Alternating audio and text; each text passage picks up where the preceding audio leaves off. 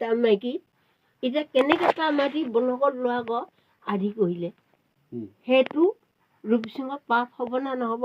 হ'ব, লাষ্টৰ দিনা হ'ব। তেনেকুৱা হিচাপে মানে কৈছো নহয়। মোক বিয়া পাবিলে মোৰ মালটো খালে কি কাম হ'ব? বেয়াই হ'ব নাই। তুমি আহিল সি মই যি খাম দে আমাৰ পাহাৰত এই দোকান আছে দে, তিনিআলি আছে দে, তাকে অকণমান আনি পেলাই মোৰ পইচা থাকিলো আনি খুৱাম বুলি ক'বা। এতিয়া পইচা থাকিলো তিনিআলি নাই, দোকান নাই, থলৰ নিচিনা নহয় না। সেইকাৰণে মই পোৱালি নাহিলে মইতো কেনেকুৱাকে মই ভাবোঁ আৰু তাৰ ককাইক সদায় ভালকে মাত দিবা লাগে। খুৱাব লাগে পিঠেও নাজানে পাহাৰ মানুহ মানে ডাইৰেক্ট আৰু তেনেকুৱাই আৰু খুৱাবও নাজানে, খুৱাবও নাজানে আৰু মাতো নিদিয়ে। মাতখিনি এইবিলাকে আৰু খুৱাব নাজানে যদি মাতখিনি কাটিব সিহঁতে। আৰু ৰামেথি পুৰাচিও আজি কৈছে নহয় মানুহজনী আহিলে দেখিব নোৱাৰে তাৰ মাটি বনকত লোৱাকে আধি কৰিবা বা চুক্তি কৰিবা কাৰণে বা অকণমান ভাল নালাগে। মানুহজনীহে বেয়া।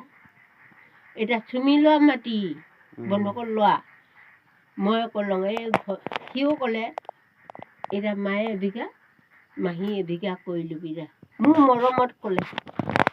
আৰু যদি তাৰ ভায়েক আছে তাৰ ভায়েকৰ মৰমতে ক'লে।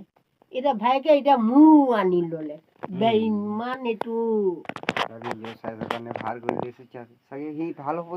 আৰু এটা কথা কওঁ পবিত্ৰ এই বাপা মই ধান নিদিওঁ তাক বছৰে 5 মোন দিম।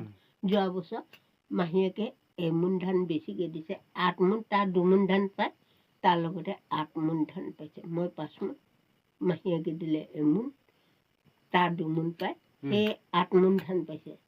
এইবাৰ মই 8 মোন ধান মিলাই 6 মোন ধান মিলাই দিম তাক, তাতে খৰিং দানা আছোঁ আৰু চৰাই কিনিম মই।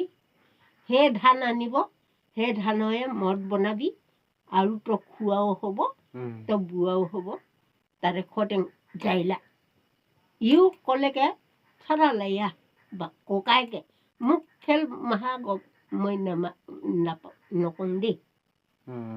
ই যদি গৰাকী গাজন ললিকে ই সামোৰালেহে খেল মাহা সামৰিব।